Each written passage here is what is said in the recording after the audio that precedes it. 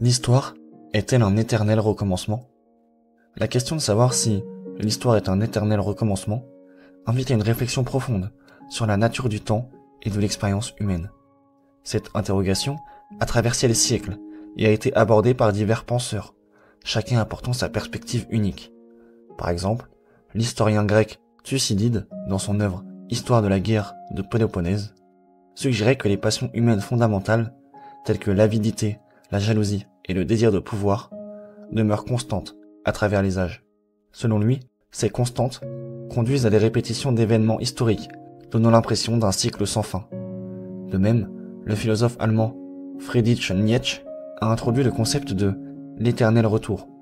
Cette idée propose que l'univers et tous les événements qui s'y produisent se répètent de la même manière, à intervalles réguliers. Nietzsche utilisait ce concept pour interroger la valeur de nos actions. Si nous devions revivre nos vies exactement de la même manière, cela modifierait-il notre perception de l'existence et de nos choix? L'historien des religions, Mircea Eliade, a également exploré cette notion dans son ouvrage Le mythe de l'éternel retour. Il observait que, dans les sociétés archaïques, il existait une volonté de refuser le temps linéaire et de revenir à un mythe originel. Cette perspective reflétait une quête de sens et de valeur dans un monde perçu comme chaotique, suggérant que l'homme cherche à échapper à la terreur de l'histoire, en renouant avec des archétypes et des modèles ancestraux. Cependant, tous les penseurs ne partagent pas cette vision cyclique de l'histoire. Certains, comme le philosophe allemand Friedrich Hegel, ont proposé une conception linéaire du temps, où l'histoire progresse vers un but ultime, reflétant l'évolution de la liberté et de la raison humaine. Selon cette perspective, chaque événement historique contribue à un développement continu et irréversible, mais non à une amélioration constante de l'être humain. Cette dichotomie, entre vision cyclique et linéaire de l'histoire, soulève des questions essentielles sur notre compréhension du temps et notre place dans celui-ci. Si l'histoire est cyclique, cela implique que les erreurs du passé pourraient se répéter indéfiniment, suggérant une forme de fatalisme. En revanche, une vision linéaire offre l'espoir d'un progrès et d'une amélioration continue, mais peut également conduire à une perception de l'histoire comme une série d'événements déconnectés, sans lien significatif entre eux. En fin de compte, la question de savoir si l'histoire est un éternel recommencement nous pousse à réfléchir sur la nature du temps, le rôle de l'humanité dans le façonnement de son destin, et la possibilité d'apprendre du passé pour influencer l'avenir.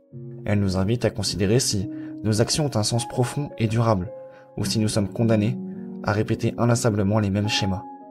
Cette réflexion est essentielle pour comprendre comment nous nous situons par rapport au temps et comment nous pouvons, en tant qu'individus et société, naviguer dans le flot continu de l'histoire. Et toi, penses-tu que l'histoire est un perpétuel recommencement ?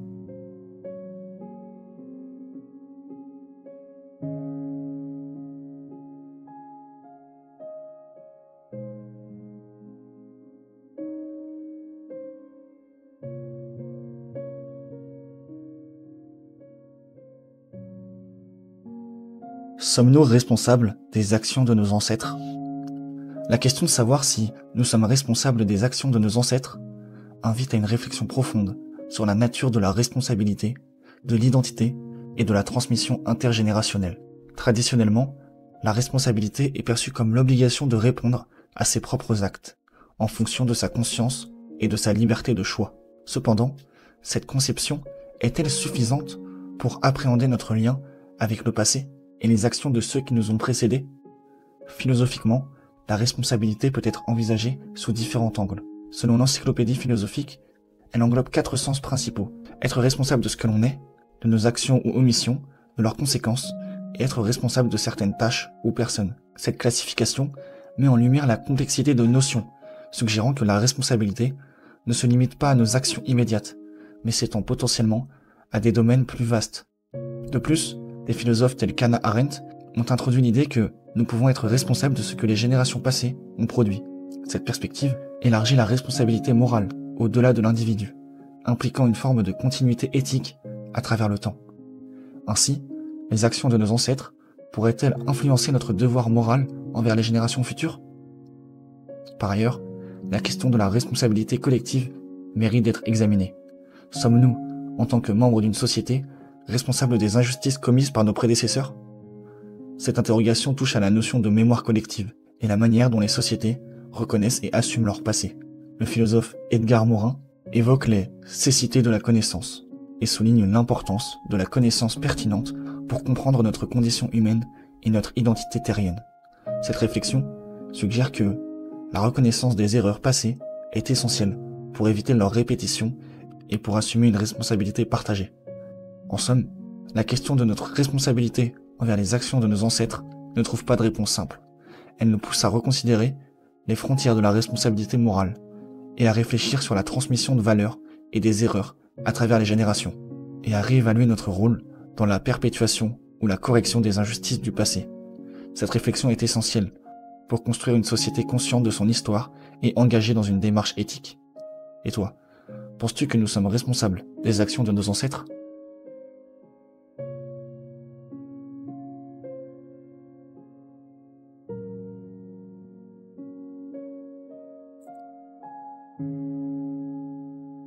La technologie détruit-elle notre humanité ? La question de savoir si la technologie détruit notre humanité invite à une réflexion profonde sur la relation complexe entre l'homme et ses créations techniques. Depuis les premières inventions, comme la maîtrise du feu ou l'agriculture, la technologie a servi à libérer l'humanité des contraintes naturelles, améliorant les conditions de vie et augmentant les capacités humaines. Ces avancées ont permis de transformer l'environnement et de répondre à des besoins fondamentaux, illustrant la propension humaine à façonner le monde selon ses désirs et nécessités. Cependant, au fur et à mesure que les technologies se sont sophistiquées, des interrogations ont émergé concernant leur impact sur l'essence même de l'humanité. Certains philosophes suggèrent que la technologie, en modifiant notre environnement et nos modes de vie, pourrait altérer des aspects fondamentaux de notre nature. Par exemple, l'introduction de l'intelligence artificielle dans divers aspects de la vie quotidienne soulève des questions sur l'autonomie humaine, la créativité et la prise de décision. La dépendance croissante à ces technologies pourrait-elle diminuer notre capacité à penser de manière critique ou à interagir de manière authentique les uns avec les autres? De plus, des penseurs comme Hans Jonas ont mis en avant le concept de responsabilité face aux avancées technologiques.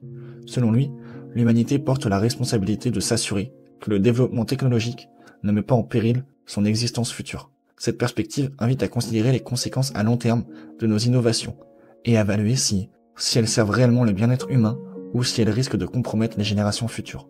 Ainsi, la question se pose de savoir si nous contrôlons la technologie ou si, inversement, elle nous contrôle, influençant nos comportements, nos relations et nos structures sociales. Par ailleurs, les œuvres de science-fiction telles que Blade Runner ou 1984 dépeignent des mondes où le progrès, illustrant les craintes que la technologie puisse réduire l'individualité et l'autonomie humaine. Ces récits servent d'avertissement sur les dérives potentielles d'une société trop technocentrée, où l'humain pourrait être subordonné à des systèmes technologiques impersonnels. Ils nous poussent à réfléchir sur les valeurs que nous souhaitons préserver et sur les limites que nous devons imposer au développement technologique pour maintenir notre humanité. En somme, la question de savoir si la technologie détruit notre humanité nous invite à une introspection collective sur la direction que prend notre civilisation, sur les valeurs que nous chérissons et sur la manière dont nous pouvons intégrer les technologies de manière à enrichir et non à appauvrir notre expérience humaine. C'est un appel à équilibrer innovation et tradition, progrès et préservation, afin de garantir que la technologie serve l'humanité sans compromettre ce qui fait de nous un humain. Et toi, penses-tu que la technologie détruira notre humanité ?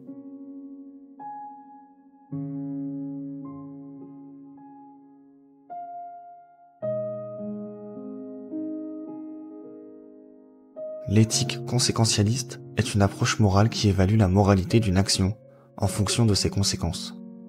Selon cette perspective, une action est considérée comme moralement juste si elle produit des résultats bénéfiques, tandis qu'une action reproduisant des conséquences nuisibles est jugée moralement mauvaise. Cette approche se distingue des théories déontologiques, qui se concentrent sur la moralité intrinsèque des actions indépendamment de leurs résultats, et des éthiques de la vertu, qui mettent l'accent sur le caractère et les intentions de l'agent. Le conséquentialisme trouve ses racines dans l'utilitarisme, une théorie morale développée par les philosophes tels que Jeremy Bentham et John Stuart Mill. L'utilitarisme postule que la moralité d'une action est déterminée par sa capacité à maximiser le bonheur ou le bien-être général. Bentham, par exemple, proposa le principe du plus grand bonheur pour plus grand nombre, qui suggère que les actions devraient être évaluées en fonction de leur capacité à augmenter le plaisir et à réduire la douleur au sein de la société. Cette approche implique un calcul des conséquences, où les bénéfices et les inconvénients sont pesés pour déterminer la meilleure action à entreprendre. Cependant, le conséquentialisme soulève plusieurs questions complexes. L'une des principales difficultés réside dans la prévisibilité et la mesure des conséquences. Il est souvent ardu de prévoir avec précision tous les résultats d'une action, en raison de la multitude de facteurs imprévisibles qui peuvent intervenir. De plus, déterminer l'étendue de la nature des conséquences, ainsi que leur impact sur le bien-être des individus, peut être un réel défi. Cette incertitude peut rendre l'application du conséquentialisme complexe et sujette à débat. Une autre critique du conséquentialisme concerne le risque d'ignorer les droits individuels et les principes moraux fondamentaux. En se concentrant exclusivement sur les résultats, cette approche pourrait justifier des actions qui violent les droits individuels, si ces actions conduisent à un bien-être général accru. Par exemple, sacrifier le droit d'une minorité pour bénéficier de la majorité pourrait être considéré comme acceptable, selon une éthique conséquentialiste stricte, ce qui soulève des questions sur la protection des droits individuels et des principes de justice. En somme, l'éthique conséquentialiste invite à réfléchir sur la manière dont nous évaluons la moralité des actions, en mettant l'accent sur les résultats plutôt que sur les intentions ou les principes sous-adjacents. Cette approche soulève des questions fondamentales sur la nature du bien-être, la prévisibilité des conséquences et la protection des droits individuels. Elle nous pousse à considérer si les résultats peuvent justifier les moyens et comment équilibrer les bénéfices pour la majorité avec le respect des droits et de la dignité de l'individu. Ces réflexions sont essentielles pour comprendre les implications pratiques et éthiques du conséquentialisme dans la prise de décision morale.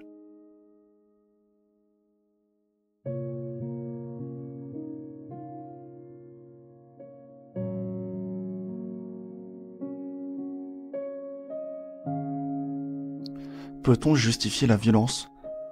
Peut-on justifier la violence dans certains cas ?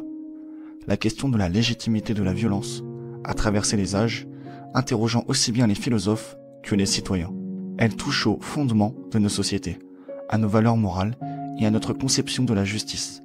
La violence, entendue comme l'usage de la force physique pour contraindre ou blesser, est généralement perçue négativement. Cependant, des situations particulières ont conduit à s'interroger sur sa justification. Dans l'Antiquité, la loi du talion, œil pour œil, dent pour dent, reflétait une approche de la justice fondée sur la réciprocité. Cette règle visait à limiter l'escalade de la violence en restreignant vengeance à offense initiale. Bien que cette pratique puisse sembler barbare aujourd'hui, elle cherchait à instaurer un équilibre et à prévenir des représailles excessives. Au Moyen-Âge, l'Église catholique justifiait parfois la violence au nom de la foi. Les croisades, par exemple, étaient perçues comme des missions divines visant à libérer des lieux saints. Les bûchers de l'Inquisition étaient considérés comme nécessaires pour préserver l'orthodoxie religieuse. Ces actes, bien que violents, étaient justifiés par une conviction profonde en la vérité et en la nécessité de défendre la loi. Max Weber, sociologue du début du XXe siècle, a introduit la notion de violence légitime, en lien avec l'État. Selon lui, l'État détient le monopole de la violence légitime, c'est-à-dire le droit exclusif d'utiliser la force pour maintenir l'ordre et assurer la sécurité. Cette perspective suggère que la violence, lorsqu'elle est exercée par les institutions étatiques et dans le respect des lois, peut être considérée comme légitime. Cependant, cette vision est nuancée par des penseurs comme Albert Camus dans Réflexions sur la guillotine. Camus exprime son opposition à la peine de mort, même lorsqu'elle est appliquée par l'État. Il souligne que la violence d'État, bien qu'elle puisse être légale, n'est pas nécessairement juste. Pour Camus, la fin ne justifie pas les moyens, et recourir à la violence pour punir peut conduire à une escalade de la violence dans la société. De plus, les mouvements sociaux ont parfois recours à la violence pour contester des injustices perçues. Les révolutions, les émeutes et les actes de résistance violente sont souvent motivés par le sentiment que les canaux pacifiques de changement sont inefficaces ou inexistants. Ces actions posent la question de savoir si la violence peut être justifiée lorsqu'elle vise à renverser des systèmes oppressifs ou injustes. Les philosophes ont également débattu de la relation entre violence et morale, prônent la non-violence et l'usage excessif de la raison pour résoudre les conflits. D'autres, comme Hegel, reconnaissent que la violence peut être un moteur de l'histoire, permettant le dépassement de contradictions sociales et politiques. Cette divergence reflète les tensions entre idéaux moraux et réalités sociales complexes. En somme, la question de la justification de la violence invite à une réflexion profonde sur nos valeurs collectives et individuelles. Elle nous pousse à examiner les contextes historiques, culturels ou bien sociaux dans lesquels la violence émerge et à évaluer les conséquences de son usage. Sans réponse définitive, ce débat continue de nourrir nos consciences et de façonner nos sociétés. Et toi, penses-tu que l'on peut justifier la violence dans certains cas ?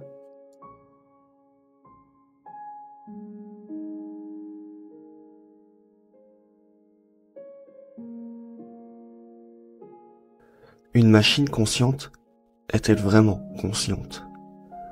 Le problème de zombie philosophique est une expérience de pensée qui interroge la nature de la conscience et la possibilité qu'une entité puisse imiter parfaitement le comportement humain sans posséder de conscience subjective. Cette notion a été développée par le philosophe australien David Chalmers dans les années 1990 pour mettre en lumière les défis liés à l'explication de la conscience dans le cadre physicalisme. Imaginons un être identique à nous sur le plan physique et comportemental, réagissant aux stimuli de la même manière, mais dépourvu de toute expérience consciente. Cet être, que l'on pourrait appeler zombie philosophique, se comporterait comme nous, discuterait de divers sujets, exprimerait ses émotions mais n'éprouverait aucune sensation subjective. Il n'y aurait pour lui aucune expérience intérieure de la douleur, de la couleur ou de toute autre perception sensorielle. Cette idée soulève la question suivante. Si une entité peut stimuler tous les aspects du comportement humain, sans conscience subjective, qu'est-ce qui distingue réellement les êtres conscients des machines ou systèmes non conscients qui imitent ce comportement? En d'autres termes, la simple reproduction de réponses comportementales humaines suffit-elle à qualifier une entité de consciente? Ou est-il nécessaire qu'elle ait des expériences subjectives internes? Le problème du zombie philosophique met en évidence la difficulté de concilier la conscience avec une explication entièrement physique du monde. Il suggère que même si nous pouvions reproduire tous les aspects observables du comportement humain à l'aide de machines ou de systèmes artificiels, cela ne garantirait pas la présence de conscience subjective. Ainsi, la conscience pourrait être considérée comme une propriété émergente, qui ne résulte pas uniquement des processus physiques observables. Cette réflexion invite à distinguer entre l'intelligence fonctionnelle et l'expérience subjective. Une machine pourrait être conçue pour effectuer des tâches complexes et réagir de manière appropriée à divers stimuli sans jamais avoir de ressenti intérieur. Cela amène à se questionner sur la nature même de l'intelligence et sur les critères qui définissent la conscience. En somme, le problème du zombie philosophique nous pousse à réfléchir sur les limites des explications physiques de la conscience et à considérer la possibilité que la conscience implique des aspects non réductibles au seul processus physique. Il nous invite à explorer des théories qui reconnaissent la singularité de l'expérience. Penses-tu qu'on peut qualifier une machine de consciente? Et sinon, un jour, penses-tu qu'on pourra le faire?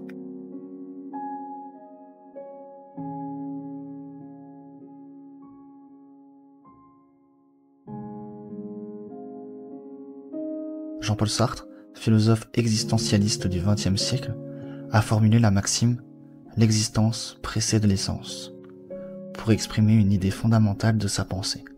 Traditionnellement, on considérait que chaque être humain naissait avec une nature ou une essence préétablie, souvent dictée par des croyances religieuses ou philosophiques, en suggérant que l'homme n'a pas de nature prédéfinie, et que c'est à travers ses actions et ses choix qu'il se définit.